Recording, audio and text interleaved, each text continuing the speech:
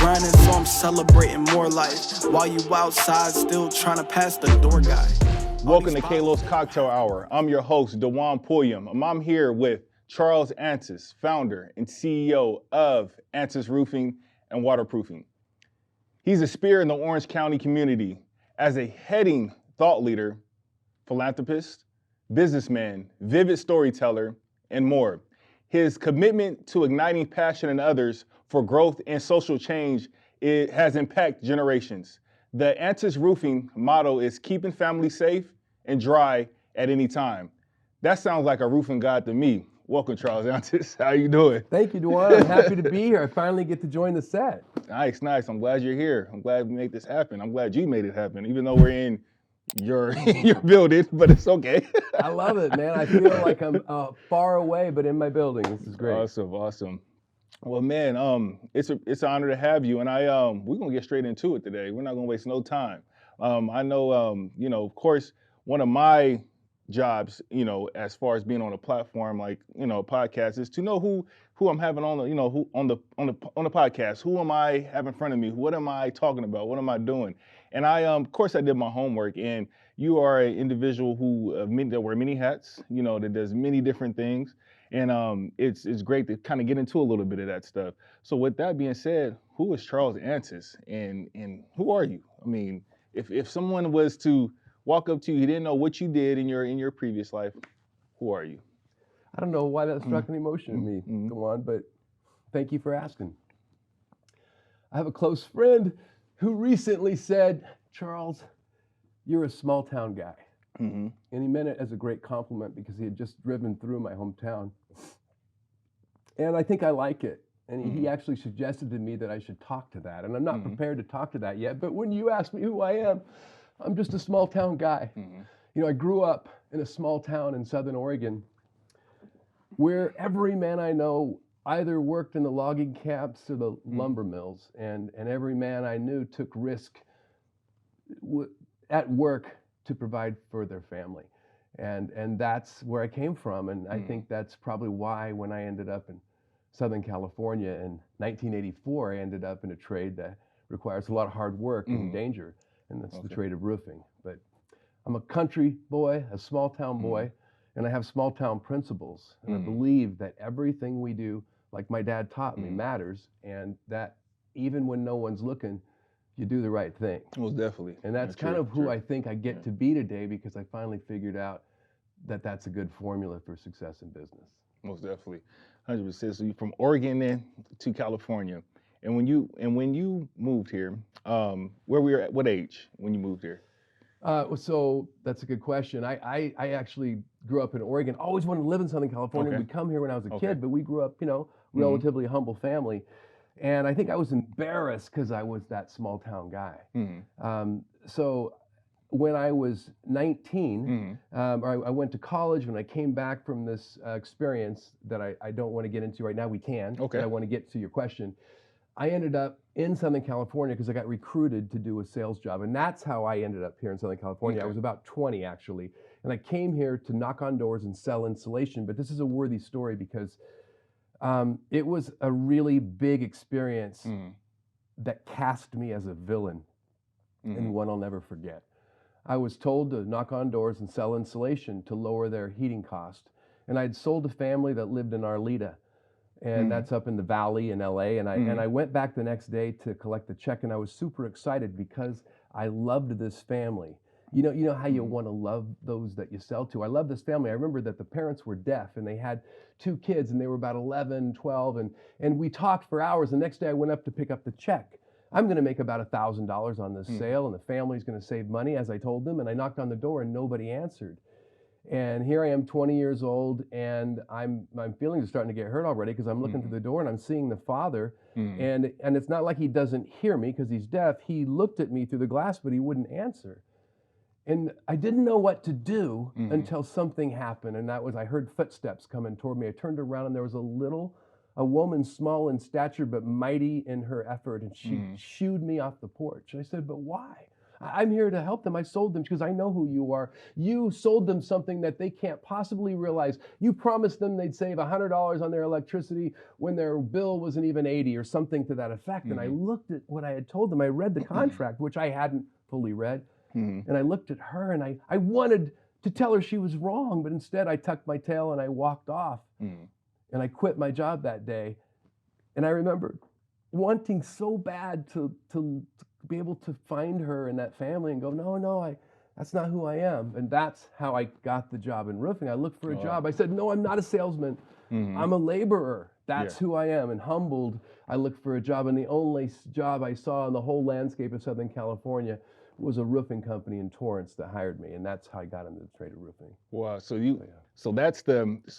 from that point, you realize that providing service is way better than anything that you can potentially do. So when you said, okay, you're going to have, we're giving you this product, a product that you don't need, or that you're not going to utilize, or it's not going to benefit you. And you realize, you know what? This is not actually a service. This is actually just a potential ripoff, or this is just taking advantage of people. And I was the one. I was the villain. And I think that I never can forget that experience, because when you have an experience like that, when you know that somebody got taken advantage of, that you had a play in or even a look in, you can never forget it. And you can't undo that, but you can change your behavior. And I think that not knowing that affected me, it had great effect when I started Antis Roofing a few years later. Awesome. And so as far as your conviction in that and in describing that, do you think that's a big part of of where Antis is today? So before we get all the way into the Antis Roofing, do you think that storytelling and sales are one, or do you think storytelling is more important than sales? What would you say as far as storytelling and sales? Well, what I know today is I can sell you all day with data, and consciously you'll believe me, and you think that it matters, but when you wake up the next morning, you won't remember the data, and you won't necessarily remember how you felt. But if I use that same time and tell you one story that leaves you with the vibe, with the essence of something that matters, it's greater than this moment, then you'll always remember how you felt.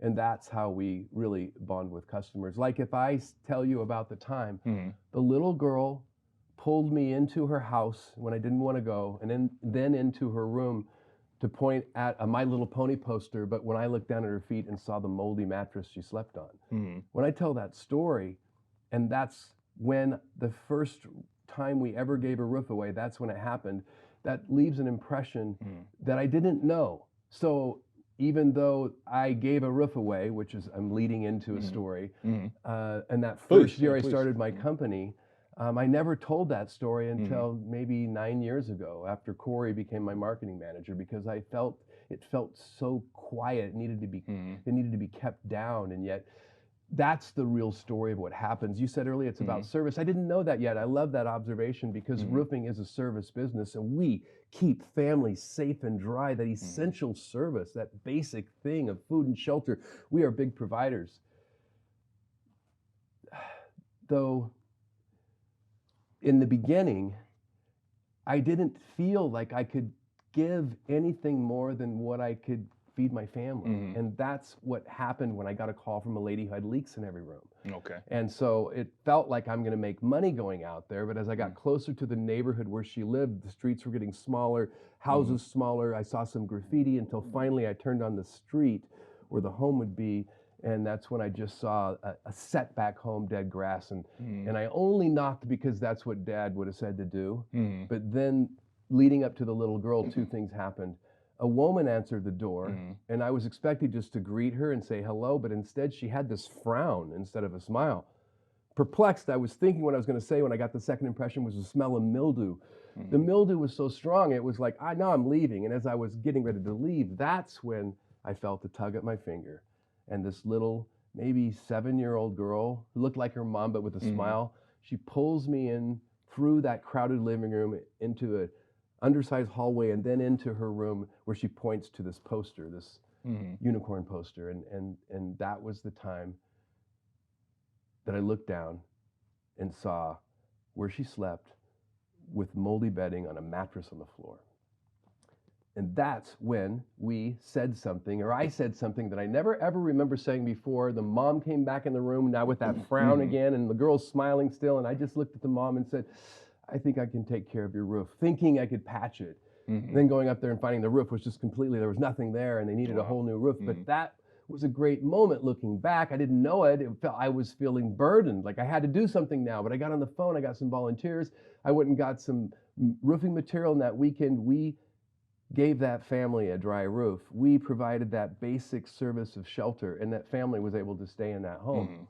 And that became a quiet story that only showed up when places like Habitat called and said, will you donate a roof? And then now in the last several years, we've learned to tell that story. That's not a story I'm going to tell you if I go sell a roof, but I go sell a roof. I'm going to tell you about hanging off that roof, 30 years ago, after I'd made the claim that give me the leak that no one else can solve and I'll fix it for free. And then hanging off literally 4 stories on a bosun chair, hanging above the ground with a Makita saw, ripping all these pieces of wood off, hanging them on cords. It looks like a xylophone and then going, what did I do? And then at that last minute, looking down and seeing that mold, picking it apart, and then finding that nail that was through that copper pipe. It wasn't even from roofing, but I found the leak that had kept that family smelling mold for 10 years. Telling that story too. That's a story I need to tell when I'm going to service in a homeowner association. We're trying to sell roofing. I got to tell them the story of how I used to have to imagine I was a drop of water being pulled and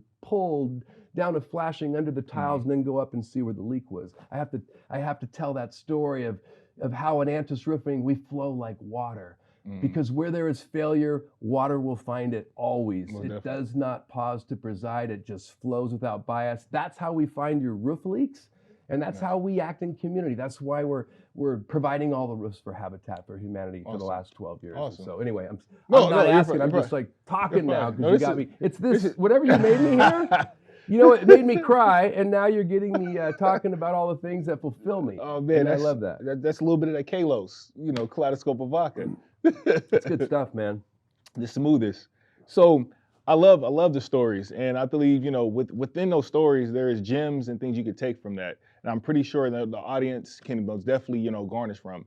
But biggest thing that I amongst all that, your vivid storytelling. Where did you learn, or where did you develop the way to be able to express yourself and tell a story, from beginning, middle, and end? Which that's an art in itself. Yeah, well, that's a great question because I'm full of passion. And I feel like I have so much I need to say, but in the old days, I would wear people out. I didn't understand that there was a chemical reaction happening in your body when I'm telling a story or when anyone's giving you information. But I got to tell you, I'm really into self-assessment, and I got to tell you, if you're starting a business, you need to know who you are, all about your own personality, what fulfills you. And you're not like everybody else. You're not who your parents said you were entirely, only a little bit. And so assessments like a DISC analysis, DISC, assesses you in 20 minutes for $20. You could probably get it. It's going to assess and tell you how you survive in the workplace. So what it's really telling you, if you were an animal in the wilderness, how would you survive? Would you be the lion in charge? Would you be the little cute chihuahua or cocker spaniel everyone loved? Would you be the middle of the pack gazelle, or would you be the sly fox? I always was the cocker spaniel. I wanted everyone to love me, and I thought that was a defect of mine. I was trying to cover that up, like, no, I don't care whether you like me, but I did, until I finally took a DISC assessment when I was 40. And it said, you were designed this way, Charles. And then I saw this as an opportunity. This is who I am. And so find out who you are. When you work with somebody else, find out who they are, because they have a different language. You don't speak to the lion the same way you speak to a gazelle or a fox or a cocker spaniel. And so that's how I got into this. I was going for a deep assessment of what fulfills me. And I was up in Seattle, and I was at the Imperative Purpose Lab. And it was a 4-day journey with other business leaders. And it was really intimidating. And I found out what fulfills me. It was powerful. Charles, this is you. You are fulfilled by igniting passion in others for good, for letting people see themselves forever higher. And they nailed it. And so that in that moment, I said, here's my problem. I talk and I just wear people out. I have too much information. And I told this lady her name was Tara, this incredible podmate I have named Tara, and she was the CEO of one of the Carnival cruise lines. And she said to me, Charles, you don't need a speech coach. "Oh, I need a speech coach because I can't talk. No, you need a storytelling coach. No, and I heard of a storytelling coach. I pictured like a gold-toothed, white-haired 49er with a jug of whiskey on. Hello, Sonny, let me tell you a story. But instead, I found the opposite. There was this guy, I literally thought he was going to answer the phone. Hello. Instead, it was like, it's this young intellectual guy who at the time lived in Silicon Valley, and now he lives in Oregon, and he's like the world's foremost authority on retellable stories. Like, don't waste, he doesn't say this, but I paraphrase him, and he doesn't necessarily like it. Jay Golden's his name. But he taught me to stop wasting people's time dropping names or with too much data that they can remember, but instead anchor it with story. And when I give you a story, and a story is a gift, an experience that I had with some vulnerability and authenticity that maybe gives us a better view of how we fit in the world, and you can relate through your lives. And I tell you that, then what happens, your body goes through this chemical reaction. When I tell you the peril of walking in the room, when you smell the moldy mattress, you literally smell the mold and you have cortisol squirt through your veins. And I can't leave you there for very long. I got to tell you within like 10 seconds that, well, we gave them that roof. And when I tell you that, your body squirts oxytocin and it feels that. But if I leave you too long, if I don't understand story and I tell you too many negative facts, then you have to close me out just to survive. Definitely. And you can literally turn people off you're trying to sell to forever. But instead, tell them a real story of change. Like, because this happened, I discovered this, and now maybe we have a better way that works in the world. And that's what Jay Golden taught me, and that's what I teach my sales, my marketing team. Bobby, our visual storyteller here, Bobby Probinski's here, and he's taken Jay Golden's storytelling classes, and it so much matters because he is a trained visual storyteller. When you start to pull away and look at the weight of things from a distance and how you start to realize that every little thing you do matters. We say every nail matters at Anthos Roofing because it's true. There's 200,000 parts in the average roof we install, and if a nail goes in too far, not in far enough, it literally can cause a fail of a 30-year roof and make it fail in 8 years. But it's so true that every gesture we make, every time we talk to an employee or ignore them, every time we show up at home, the way we acknowledge and love on our children, everything we do matters. And that's something that you can show in the way that you run your business or the way you run your team. Well, definitely. You're 100% right about that. And the biggest thing is how you want, I mean, like we learned this in school, right?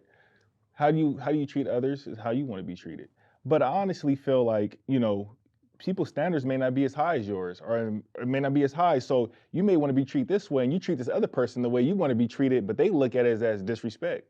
And I learned that in my line of work as well. So I own an alcohol company, but I also work for Department of Homeland. And being in LA, I realized that, I work with a lot of homeless. I work with a lot of, people who need help, and various different, resources.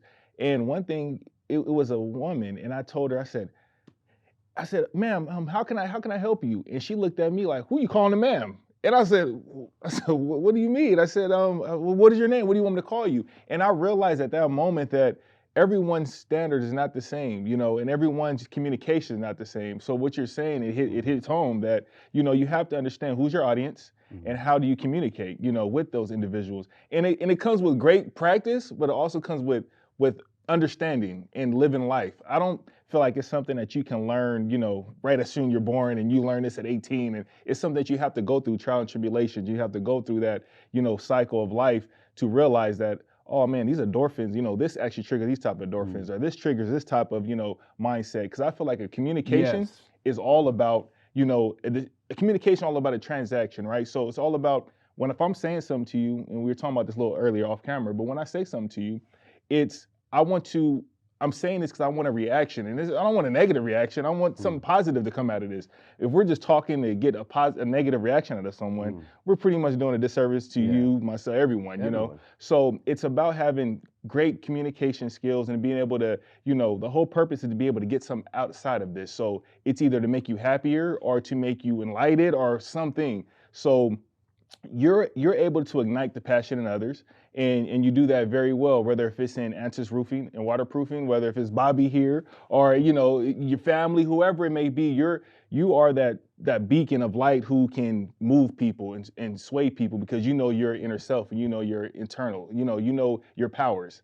I call them your superpowers. Yeah, I like that. We call it that too. But who ignites you? Who gives you the passion? Well, I'm still caught up. I'm still caught up on what you just said. Yes, we have to be responsible for every word that comes out of our mouth. And I think that's a much better way to lead, regardless of your audience. It's lazy for me to say you should catch up to my words. And even I understand that you're using the word ma'am, how that could sound offensive. My wife wouldn't like it, where she grew up, but if you were from the South, it would be great respect. Yeah, for sure. And so, but you're listening to the audience, and that's important. So I'm sorry, and you asked me a really important question, but I just said what you said before was really. You're saying who inspires me? Yeah, so you ignite a lot of individuals. You give a lot of people passion through, who you are and what you have accomplished in life, and who you are as a person. But who ignites your passion? Who ignites you, or what ignites you? As a person. I just can answer that, and I don't know how to answer that except that I'm absolutely on fire because of who I hang around with. The oldest person in the world right now is 118 years old, and I think she lives in Italy. And I read this headline. I sent it to my wife. What's the number one thing you would advise people to do if they want to live to be your age? And she said this: avoid toxic people. And I think I used to put myself in toxic situations out of sense of duty. But really, what's toxic for me as a Cocker Spaniel is different than you, a gazelle, or whatever you are, however you see yourself. So it's the people that inspire me are those that I hang around with. And that would be people like, number one, my family. My wife has forced me to see the world positive. She doesn't allow me to have a negative vibe, how that could affect the children. I don't even look at my cell phone around the kids. It's forbidden. And I look busier than I am because on the weekends and in the evenings, I'm with my family. So my wife and those kids, those 8-year-old twins, Charlie and Gracie, the same reason I wear these socks, because if Ronald McDonald House kept me close to them when I was little, and now I rock the socks along with Wing Lam and a lot of other people. But I look at people like Wing Lam, who I spent time with today at the Samueli Academy, where we were able to say thank you on this week that we honor teachers. And we were to say thank you to those who are building bridges all the way to our kids. I mean, to me, it's the experience. Last week, what inspired me was I went to the Shea Center. It's an equine therapy place where I'd heard about our marketing manager, Corey. She goes there every week to help autistic kids and soldiers with PTSD, because it helps their sensory perception, and those horses have this power that I didn't understand. But I went there, and on that day, I was absolutely inspired when we were taking pictures next to this horse named Oakley. And Wing and I were, and that horse nuzzled into me, and I felt something like, oh, wow, my God. This horse is sending me something that I've never felt from a horse before, and it feels like love, and it feels like my heart's 10 times bigger than it was when I walked in. And when you feel that aliveness in that horse, and you carry that aliveness with you, that's what inspires me. So it's people today, but I'm making this too long of an answer, but let me go back to also to the parents who raised me. They're still alive, thank God. And, I quote my dad a lot. And when I quote my dad, I'm kind of quoting both of them. It's like, son, you always show up no matter what. I never missed a day of work no matter what. Now, maybe there's times now we're too sick to show up, but the mindset of showing up no matter what, I say that today, it's like the number one secret of success is showing up no matter what. And then my dad, who taught me to do the right thing no matter what, and I think that was what would, I remember one time I, stole something when I was a teenager. It haunts me to this day. Something that I can't go find the person and give it back. Yes. So I think the starts with that dutiful mom and dad who raised me the best that they could, and then it trickles out to all the people that I hang with today that are not toxic, and then I feed off their energy. People say all the time, Charles, you have so much energy. I do. Yes. It's because I'm hanging around with you. We're feeling that aliveness. Just like I did from that beautiful horse Oakley at the Shea Center. That's awesome. And I think that's I feel you 100%. I think that's businessmen and women and whoever's looking at entrepreneurship.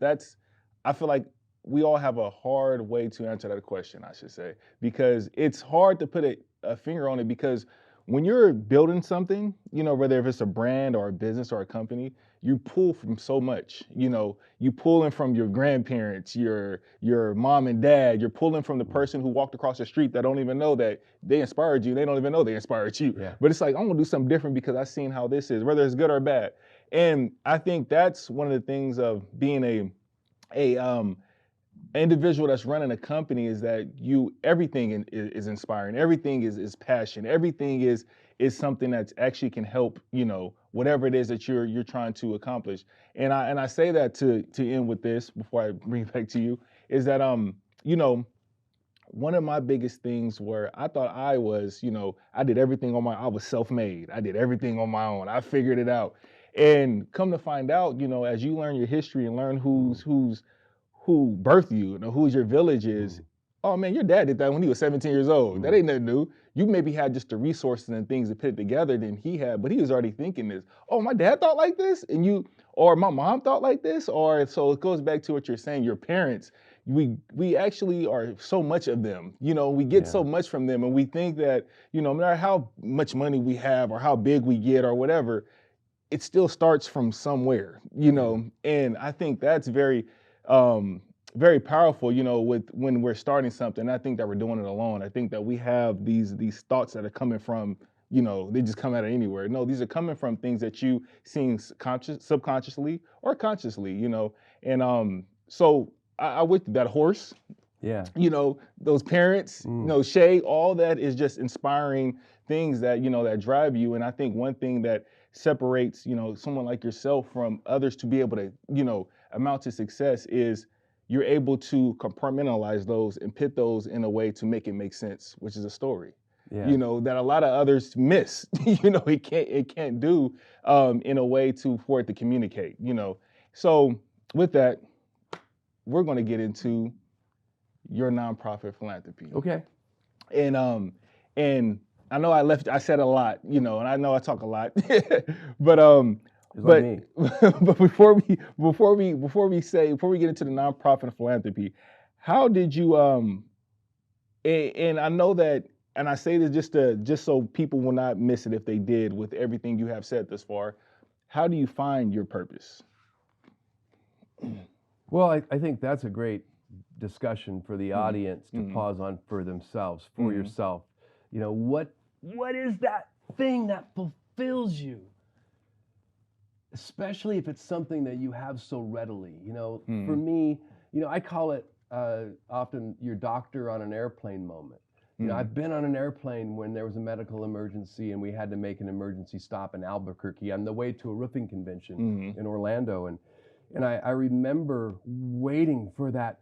The whole plane didn't know what to do until that doctor stood up and with his British accent, and then the other doctor, and then we all handed our blankets. We all helped this patient. We suddenly went from looking at our watches to not caring we're going to miss our conferences. And these people just gave what they had, and we all fell in line. And everybody has that moment. And I had it in that house 34 years ago when that little girl pulled me in her room. I mean, that wasn't that hard for me looking back. It seemed like it was, but it was so full of joy to do what I do best and to give it to this family so they never had to worry about being safe and dry in their home anymore. That's the thing. What is it that fulfills you? Imagine if you could do it and put it into your daily activity, if not weekly. And I can promise you this, if you do that, you'll be happier, you'll sleep better, and you'll sell better. You'll be liked more at the office. You'll be liked more when you walk out of the office. You'll be liked more at home because you'll be fulfilled and you'll have stories that ring with authenticity, sometimes vulnerability.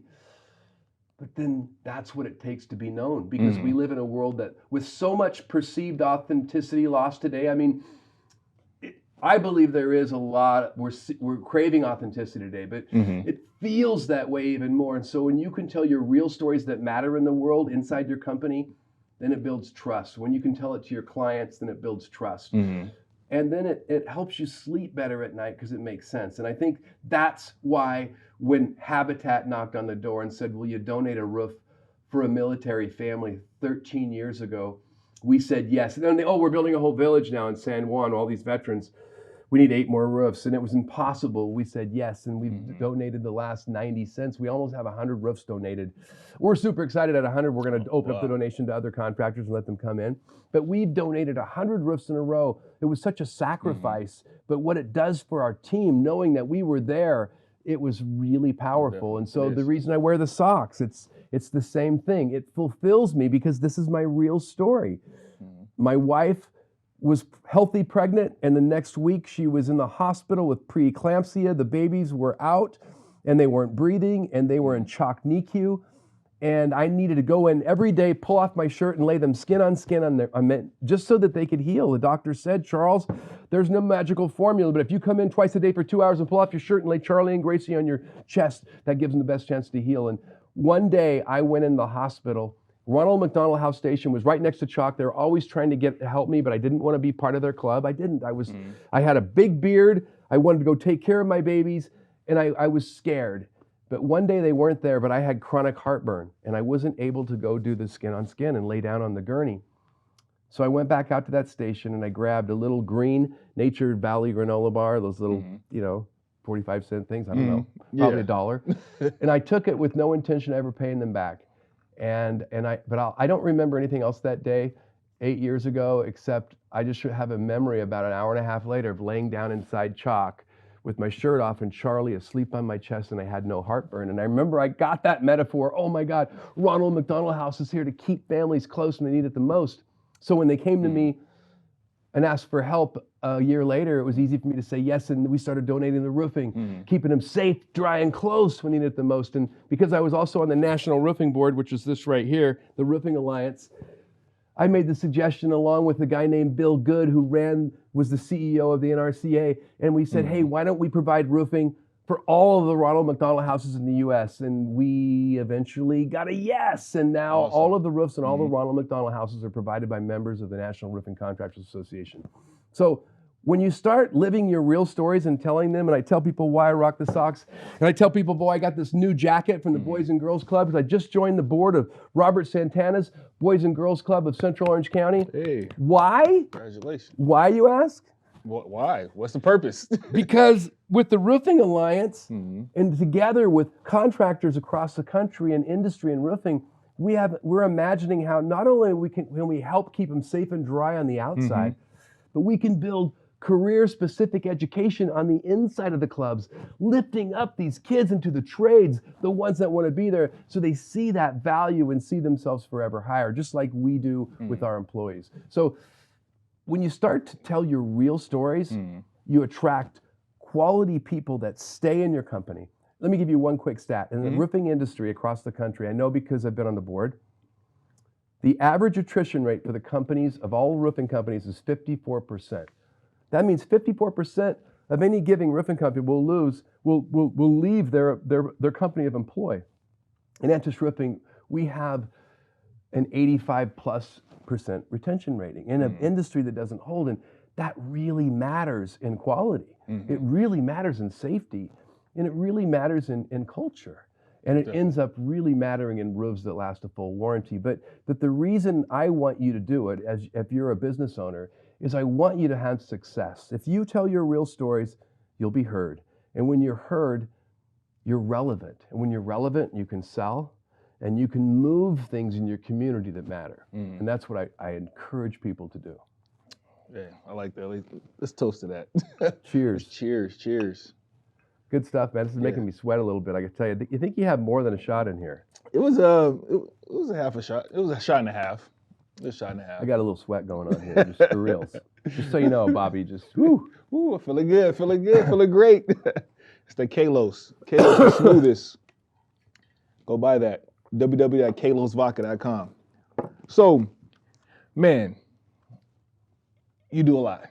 You do a lot, and you do it with so much grace and poise, and I think it's, like I told you this, and I say it on camera, you make roofing look sexy. You make it look great. You make it look, and I think that has to do with your retention rate. Is that because of, you don't look at roofing as roofing, we're getting on roofs. You look at a roof as a story, and I think that like you said, draws people to you, and it draws, I say the cream of the crop, personnel to potentially to live out that, that service. So with that, you have, you do Orange County Ronald McDonald House. You have Habitat for Humanity, which you spoke about. You have Cal State Fullerton. You're on the lead board for Cal State Fullerton. One OC external advisory board. You have all these different, and more. You have all these different boards that you're on. How do you manage it? How do you, able to be at this place? Because I'm pretty sure sometimes you may have two meetings at the same time, for another board, How do you manage this? Well, that's a great question. I have a lot of mentors, people that are on a lot of boards that I asked. When I was on one board, I used to donate 40 hours a month for Habitat. I was board member of the year. I was volunteer of the year, but I wasn't happy. I wasn't balanced.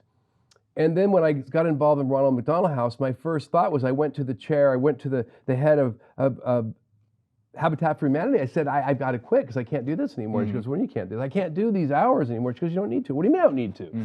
She goes, Charles, just do what you can. And I said, well, this is what I can do. And she said, that's fine. When I joined the new board, Ronald McDonald House, they said, Charles, this is what can you do? And I said, well, I'll be honest with you. I might intend to read the board packet. I probably will seldom read it before the board meeting. And I don't want to encourage us to be slothful, but I'm being realistic. And board members will tell you, a lot of them will tell you this is realistic. But I promise I'll be there 80% of the time and I'll be all in. And what I've found is every board I've joined since has said yes, because what I'm doing is I'm sharing my talent with them. I'm sharing my ability to fix their roofs when I can. I'm sharing my ability to tell their story when I can. And so I think when you get specific with the board, like, what the first board assignment from Habitat for Humanity, I'm not saying this is good or bad, it was a board appeal. Send an email to 13,000 people, everybody you know, and ask for money for Habitat. I did. We raised a ton of money. I felt so bad about it, because I wasn't asking them and telling them my why and giving them their opportunity. I was just basically saying give. And I think what I've learned is there's a very specific way that we donate, and I recommend all companies donate, and that is to give that thing that you do. Both sure, you can give roofs or value of things that you provide, but also give that expert branding or that expert finance, or what are those things that you can give? I think that's critical, that we all serve in that way. Did I answer your question, or was I? Oh no, I kind of went off on a side. No, you did. So it's so it was like it's kind of a two-part question. How do you manage, all the boards? And you said that, and you kind of answered that.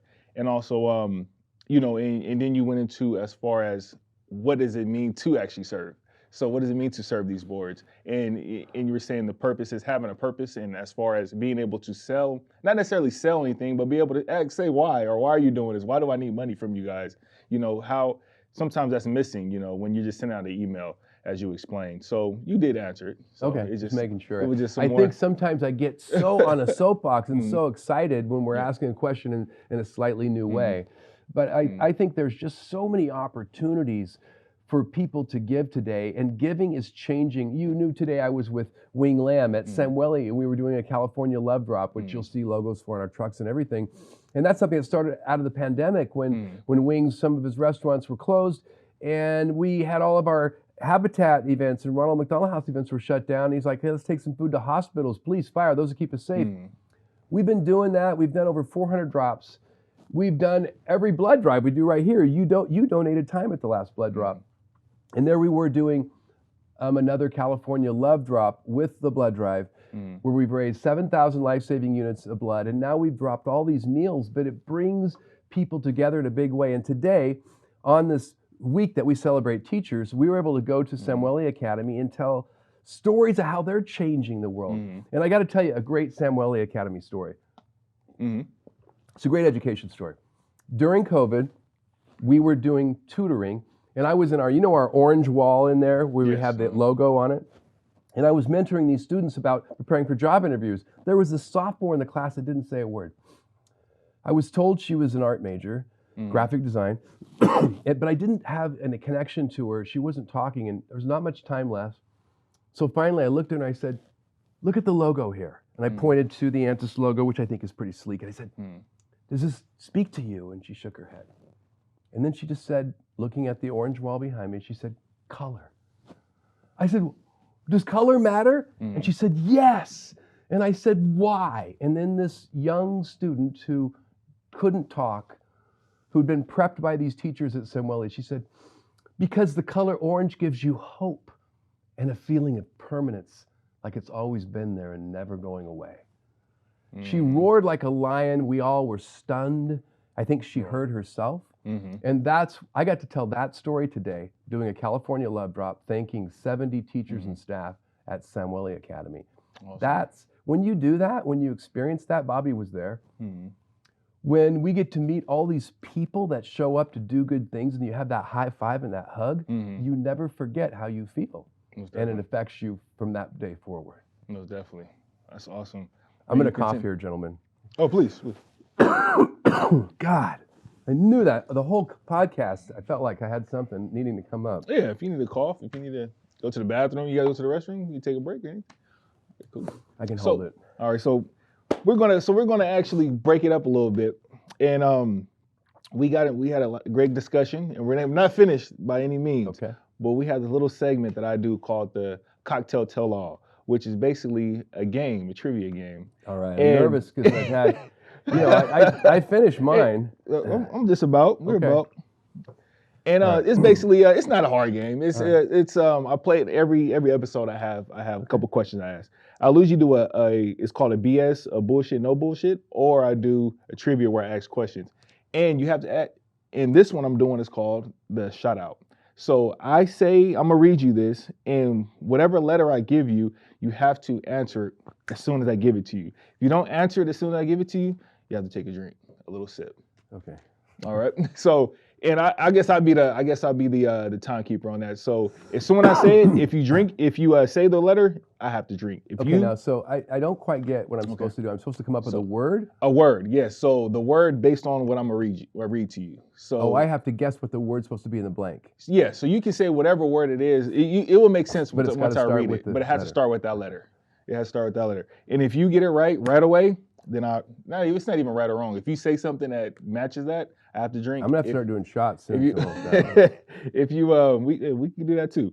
If you do say it, then I have to drink. So let's get into it. I do feel like I'm on drunk history right now. All right. I'm not gonna tell stories as well, I can tell you. It's you're doing great. You're doing great. So first question, and we have 6 questions. All right. Oh, gosh. So first question, a pizza topping beginning with S. Salami. All right. There go one. See, it's not too hard, right? I was wondering if that was a legit, because I think pepperoni is way more legit. Okay, go ahead. All right. A type of sporting equipment beginning with R.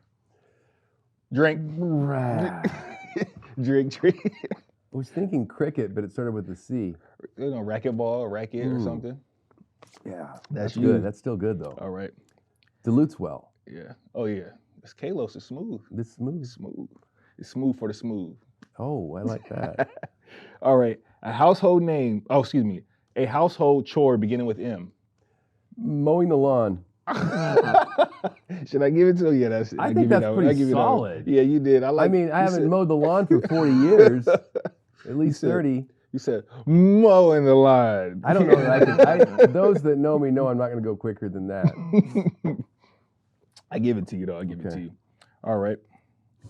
A tree beginning with W. Winnebago tree. That's not a tree. There's a tree that grows these pink flowers. You can say a walnut tree, a willow. A willow. God, I love trees too. I love trees. So this is a little off. So a little off. So when you do the roofing, do you guys use different, I guess, wood, or do you use tar, or is it different materials you use for roofing? Well, we don't use wood anymore. Okay. We used to do wood shake roofs. Well, back of course, in the day. they're not wood. But we use a lot of tile. We use a lot of metal. Okay. But I want to go back to trees. Okay. Because sometimes Brian sees me when I come in when I don't know him. He's looking. I go up to some of these trees, eucalyptus trees, or some of the trees around the office, and I'll go up and I'll kind of put my hand on it. And then I look over and Brian waves at me. He's used to seeing me that. But I don't always tell people why I do it, and that is because of this. Trees give off an energy, kind of like that horse. And you can feel an aliveness. And I can't explain it very well. It doesn't make a lot of sense. But the best way I can describe it is to tell you a poem written by Mary Oliver, who recently passed away about 2 years ago, a very, very famous American poet. And it's called When I Am Among the Trees. And it's very much likened to being around humans that are non-toxic that we were talking about earlier. And I'm gonna recite it for you, and because it's beautiful. Please. When I am among the trees, especially these, they give off such hints of gladness. I'd almost say that they save me daily. I'm so distant from the hope of myself, in which I have goodness and discernment, and never hurry through the world, but walk slowly and bow often. Around me, the trees stir in their leaves, and light flows through their branches. It's simple, they say, and you too have come into the world to do this, to go easy, to be filled with light, and to shine. When I Am Among the Trees by Mary Oliver, and there's something powerful about pausing to notice things, whether it's the birds, the coyotes, like people know I do, I love nature, but even every tree as it sits, there's a journey in there that can help you get out of that rush mindset of being lost in thought of what happened yesterday that's wrong with you or what's going to go wrong tomorrow, instead of breathing the air and enjoying this moment. I use trees, I use water, I use any metaphor I can. I use horses, I use California love drops, Habitat for Humanity, or going up on podcasts that people ask real questions. I'm trying to get out of answering more of these walnut tree questions. Most definitely. That's awesome. Is that so a hobby of yours is nature? Yes. Okay. Big time. Okay. My whole family, we're really into nature. My kids and wife will be out somewhere, and there's this habit we learned from this famous author called earth art. You can only take dead pine cones, trees, things are on the ground, you don't pull anything green, and you just build something beautiful, artistic, and then you could take a picture if you wanted to, but then the wind's going to blow it away. There's something really powerful and refreshing about acknowledging the nature that's around you. So my kids are really into that, because my wife is really into that. That really aids in having balance. So there's a spiritual nature to that that mirrors other things that you have in your life spiritually. So it's kind of cool. Definitely. It's connection. It's the connection. So I can be a little bit weird at work, a little bit like, what's she doing now? It's okay today, because I'm uniquely being who I am, trying to find a way so that I can be a real chief. I'm a chief executive officer. I take that title seriously. That word chief to me has a deep meaning. It means really looking after the affairs of the community and those under your stewardship. So. For sure. No, definitely. Without a doubt. Look at this alcohol, man. Usually alcohol just makes me bawl. Really? When I drink at home and I do a toast, I just start crying. And that's no good. You just don't, you want to talk. No, this right here is, it does the opposite. Well, it's happy tears. Yeah. I get these happy tears, I just start. I've learned this trick though. If you ever start crying, this is really critically, it works so well. If you start crying, don't look down. Your cry will go into a sob, boo, boo, boo, boo. And those listening have great empathy for you, but it's too hard to hold, so they have to get too much cortisol and shut you out. So if you start to cry, it's critically important. I did this earlier. Listen to this. Is to look up. When you look up, it shifts that deep, sympathetic, in line with that feeling, to a thought of empathy where you're acknowledging how you felt. And you suddenly can kind of kick a laugh off, where it shifts you into empathy, and you kind of love and laugh at yourself in that moment and shift back into your story. So look up, don't look down. You look down, you cower. You look up, you thrive. Thrive. Wow. Look up. Look up. Stay looking up. I don't know where I learned that. I may have made it up, but I sometimes think I made something up and figured it out when somebody told me. So take credit for it if you told me that, so I can stop saying I made it up. That's funny how we do that. It's like we hear something, but that's subconscious. You might have heard it. That's right. Well, everything that we do, we heard or something. Most definitely. So let's get back into it. Yeah, man. So we got 2 more questions. You ready? All right. A dessert beginning with C. Cayenne pie. Cayenne drink. Cayenne drink. That's you. I just get stuck on a word right now. Cheesecake. That's the cha. That's a cha sound. The C was a trick question. You could have got cherry, all kinds of cherry things. pie. Yeah. All right. Something. All right. So you ready? Okay. Yeah. You ready for that? Okay. I'm ready. Something you would find in a shed beginning with S. A spade. Is it a spade? The thing that the ground spade? Oh no! Yeah, it's a spade. Oh man, I don't know. looks like it's the this. time frame though, but I give it to you. I give it to you. He's giving it to me because of the. I wanted to say hoe, but that's the other name for it. Yeah, no spade. Okay, I give that one to you. Spade. I thought maybe like a saw or something. A screw. You wrote these questions. I have the questions, so it's easy you for you. Literally have a whole tool arsenal starting with the letter S. Yeah, I have a little. I had a little bit of time with those. So okay, awesome. So you had what? I think we're even, right? Okay. Yeah. Fair. So we're even. You got 3. I got 3. So good game. See, it wasn't too hard, right? No, and actually I still have a little jolt left. Just enough. Well, it's Valentine's Day, and I need to have room for my wife tonight. Well, definitely, exactly. So just enough to feel good and get on home. And we're just right there to where now we're gonna get into the business, and now this where we got to be on point, right? Okay, I'm ready. Woo! But I'm not gonna hit you with nothing crazy, all right? So drunk history. I'm on drunk. So we went to we got into just how you started, and how you became who you are. Who is Charles Antis? We spoke about that.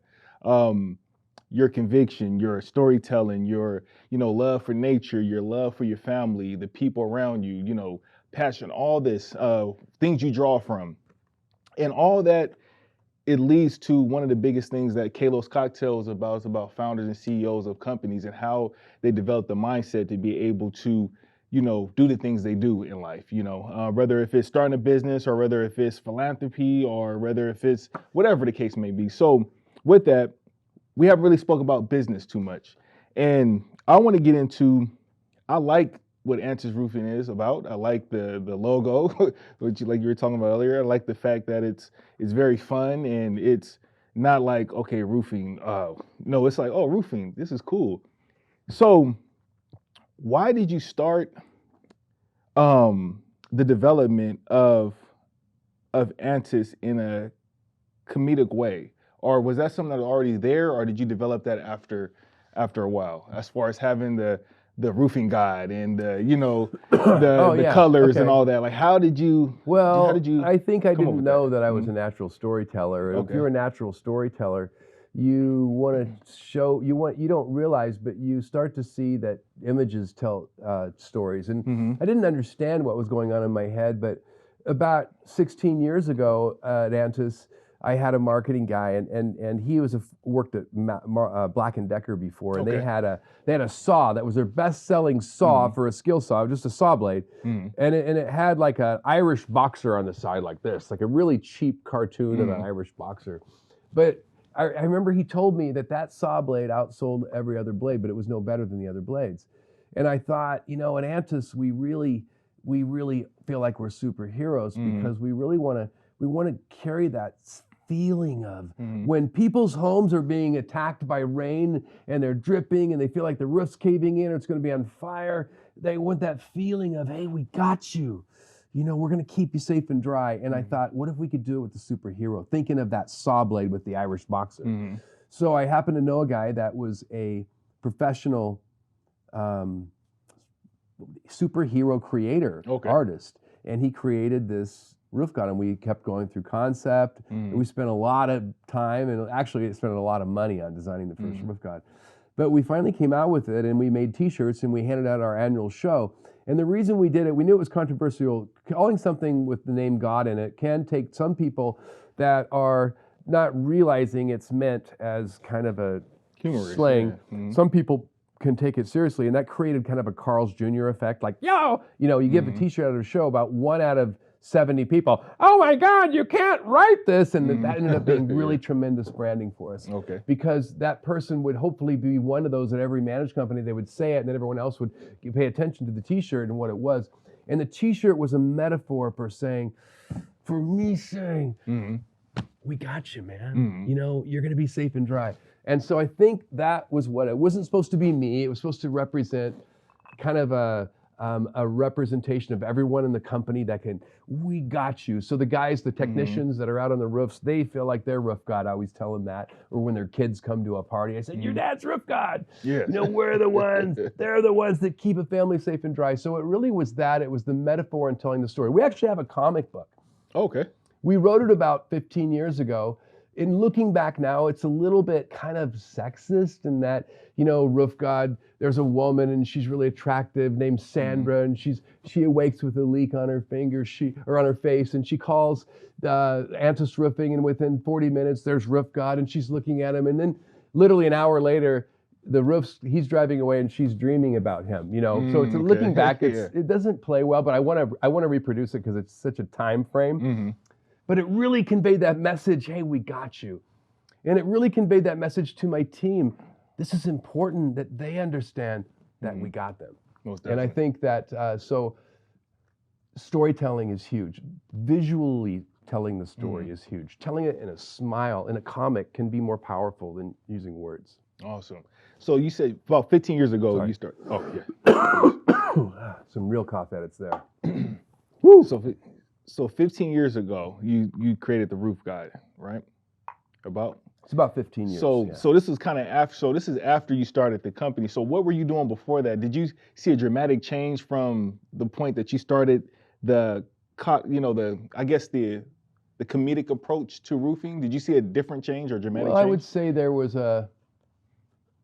I think there was the story element in roofing really came maybe a dozen years ago, where we did a lot of giving, but we didn't tell why. I didn't tell my team why. Okay. We were having a bad year, but I was still donating the Habitat roofs, but I couldn't afford to, but I couldn't get another roofer to kick in.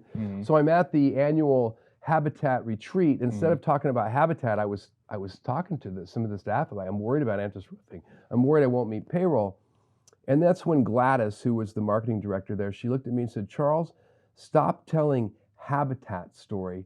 Tell your story. Tell why you donate roofs. What is that personal story? And that's when I told the personal story of that moldy mattress for the first time, but I didn't have the coaching yet and really had to tell. I think it answered a question.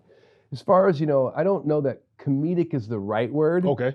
It's not that it's the wrong word, but there's always been like a funny, like if you're in Antis culture, we get a lot of credit for doing a lot of good, and we feel really good about it. Sure. But we also almost make fun of ourselves, because you can't take yourself too seriously. So there's a lot of a lightness around. Sometimes one of our salesmen will dress up as Pokemon or something and go out and do the weirdest things because we're having fun and making it. I think having a fun culture is very much synonymous with having a giving community culture. Oh, definitely. Because you can't have a thriving community culture if it's not fun. And you can't have a fun culture that's meaningful if it isn't doing real good in the world. Most definitely. So I think that there is a comedy vibe that it's a safe place to be vulnerable, to laugh at ourselves, but it's a vibe, that's what it takes to build real things that matter, building bridges to people inside your company and inside the community. Most definitely. Yeah, and I agree 100%, and I think it's a serious job, but I like the fact that it's something, it's fun, Oh, yeah. I like the fact because you're taking something that's serious and you're making it fun.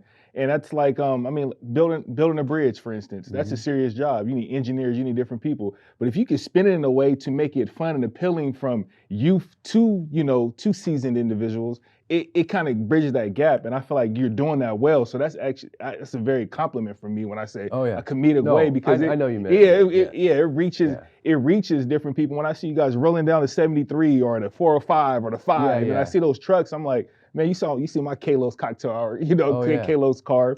It's like it just harbors a certain type of energy, Sure. And so by all means, I think it is doing exactly what it's meant to do, and I think it's awesome. So you have that, and you have your image, look, feel, and branding, so to speak.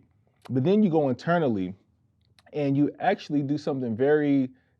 I don't see this in too many companies, unless they're big organizations, as far as Google, these Fortune 500 companies that's just ridiculous things, as far as being able to help employees in the sense of sending them to school, sending them to trades, and be able to help them develop their craft. This is something that you actually do here at Answers Roofing. Can you speak a little bit about that? Well, Yeah, I often say that, and I'll tell you, I have the best CEO seat in Orange County. Wing Lam might put up a fight. He's pretty happy with his, but I mean, I do what I want. I build this job to what I do best, where I can keep myself the happiest and have the most impact inside and outside my company. Once I built that seat for myself and I realized I would be supported in doing that, I thought, why could I expect to only do that for myself? What if we could do that for everybody? So it's a mindset that I have that says, what if we could build the perfect job for everybody? So we can understand their personality traits too. If they're not a Cocker Spaniel, then don't have them in a Cocker Spaniel job. Put them in a Gazelle job. Let's understand who they are.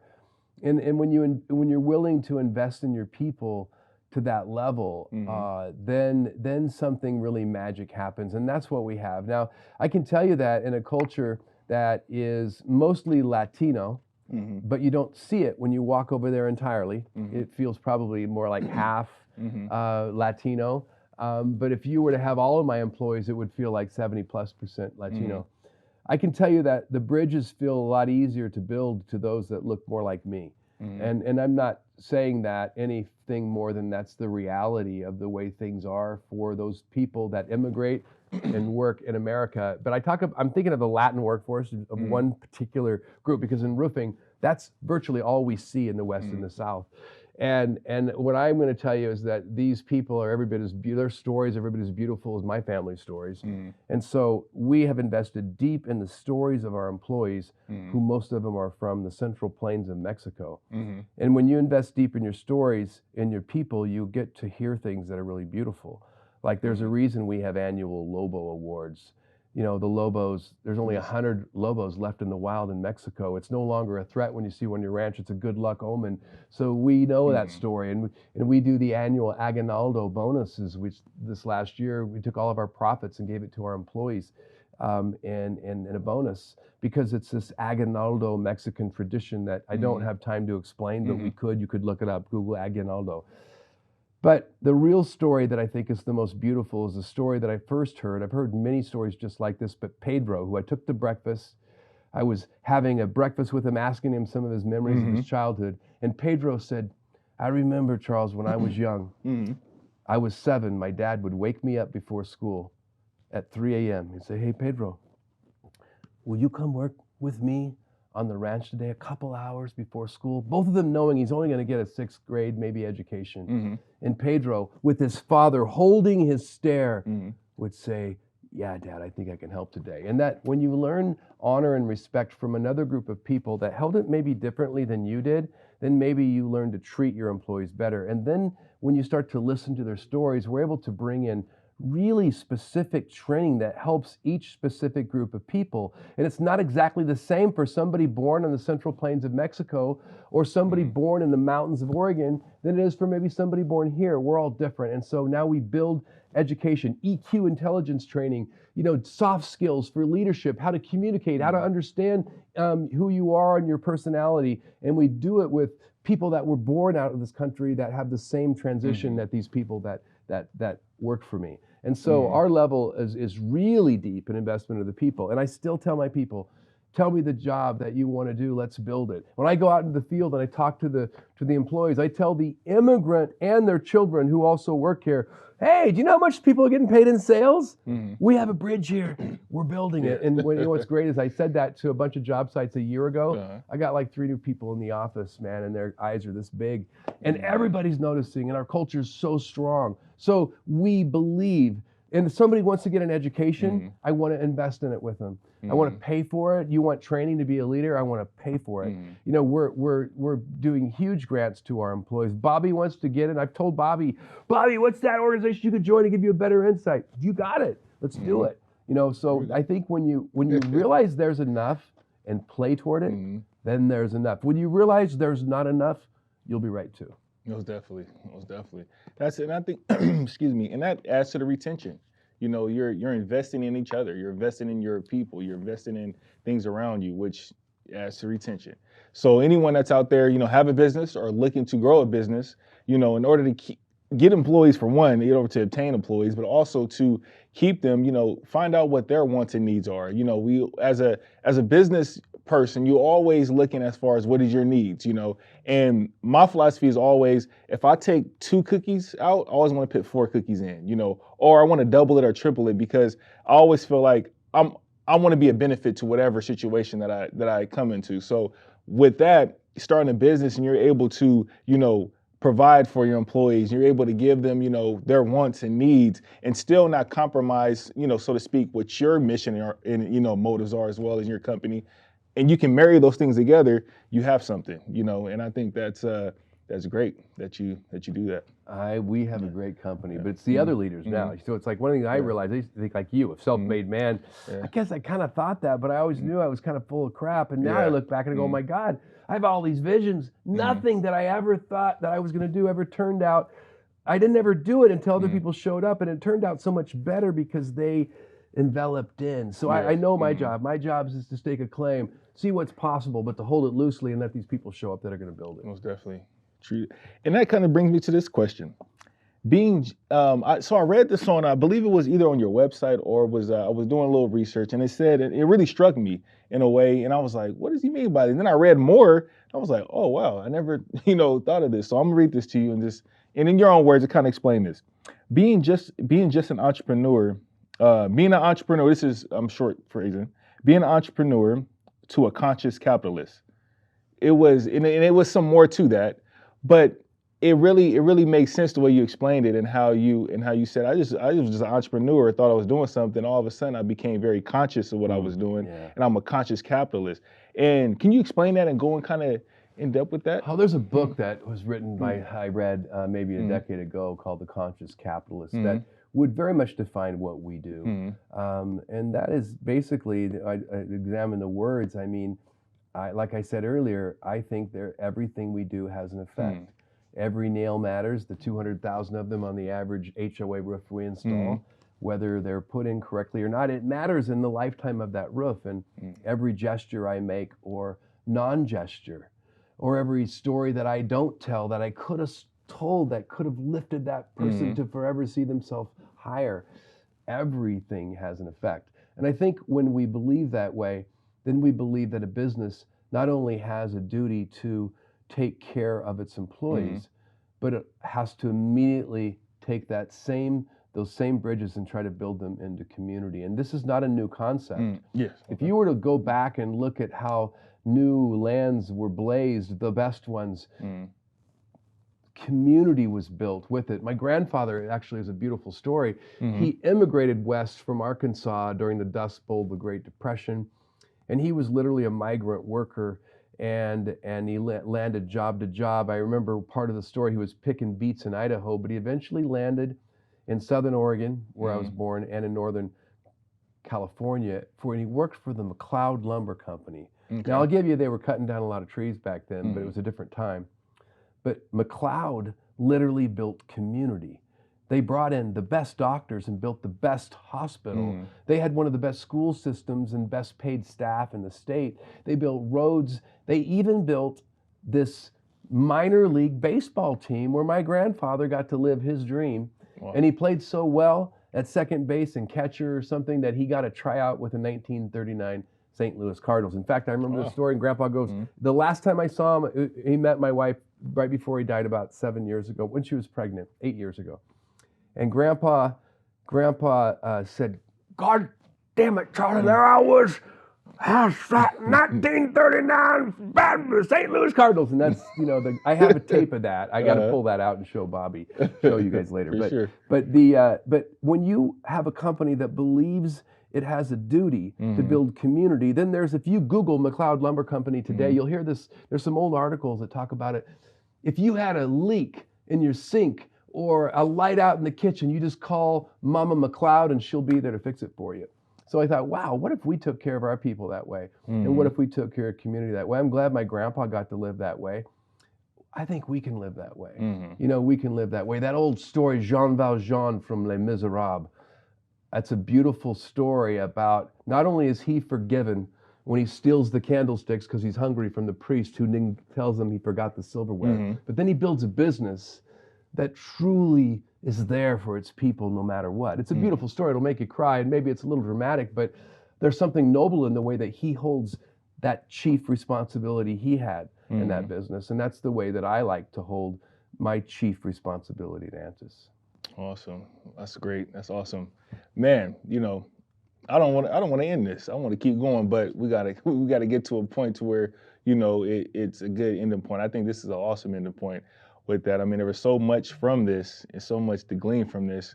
And I hope that the listeners and viewers took, you know, a lot of gems from this. So I got some gems. I will tell you, I got some gems. This is good stuff. Man, I just got me talking. So I'm just going to keep this conversation going on Valentine's Day. Hey, let's do it. Let's do it. Let's do it. So before we get out of here, what are some places you potentially want to tell your tell the listeners, you know, that, you know, California Love Drop? Or is there anything that you potentially want to, you know, tell them to go to, or you want them to look into, or, you know, your last thing? Yeah, well, if Bobby was over, he'd say, follow all our channels on Antis Roofing, and we'll link you to California Love Drop. We'll link you to Habitat for Humanity. We'll link you to Ronald McDonald House Boys and Girls Club and everything. But I'll tell you, follow me on LinkedIn. It's the only place that I personally am involved every day in posting, and I get to share with you what matters to me, what matters to our people, what matters to all of the causes and all the bridge builders that we hang with. And so, yeah, follow us, get involved, comment, and come join us, because we believe that together we can change the world. Most definitely. I believe so too. And we keep saying Bobby. What does Bobby do for you? Bobby is my visual storyteller, and he's incredible. And everybody wants him to come to every event at Antis, and we have to be careful with this time. Yes, for sure. Because he memorializes the day, as he will today, and it's awesome because it helps us remember what's important when he's telling the stories, not only with some of the words, but with the images and the excitement. Definitely. Did I explain it? Thank you, Bobby. Appreciate it. Thanks, Bobby, as always. Thank you. So that's it. Thanks. You're on Kalos Cocktail Hour. I'm your host, Dajuan Pulliam. Please click, subscribe, follow, you know, purchase a bottle, do whatever you feel that your heart desires. I hope that you guys leave with something from this episode, which I believe I left with a lot. And www.kalosvodka.com, and please subscribe to that YouTube channel. Thank you. Cheers. Just right, just enough, right? Just enough. Oh, I do got to pee now. Appreciate it. That was awesome. Thank you.